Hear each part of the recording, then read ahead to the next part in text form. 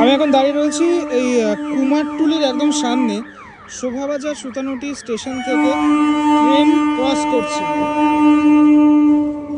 এই লাইনের ট্রেনকে বলা হচ্ছে চক্র রেল। অনেকেই এই রেলের ট্রেন চড়েছেন আপনারা। মোটামুটি মোটের উপর ফাঁকা থাকে, কিন্তু অফিস টাইমে ভিড় থাকে মোটামুটি। একদম ওপারে গঙ্গা আর এপারে এরকম ট্রেন লাইন। এই সময়টাতে ভিড় একদমই নেই বলা চলে। চক্ররেল দুর্গাপুজোর সময়টাতে আবার বন্ধ থাকে, মানে বিসর্জনের সময়টাতে।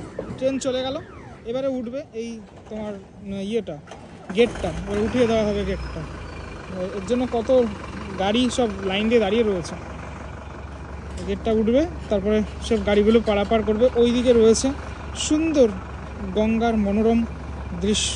গেট ওই দিকেরটা উঠে গেল, এবার শুরু হয়ে গেছে সব গাড়ি চলাচল করা। আমি ওই দিক থেকে হেঁটে হেঁটে গুটি গুটি পায়ে ওদিকে চলে যাই, কিন্তু এই গেটগুলো উঠছে না, মানে এইটা ওদিকেরটা এই যে আস্তে আস্তে উঠে যাচ্ছে। চলো, উঠে গেছে, দুটো গেটই উঠে গেছে।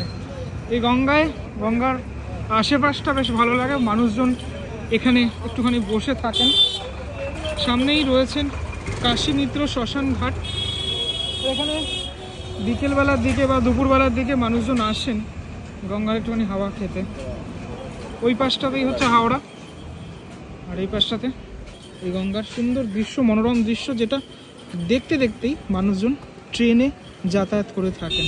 এই ঘাটটা আপাতত এখানটাতে ফাঁকাই রয়েছে। দারুণ একটা পরিবেশ।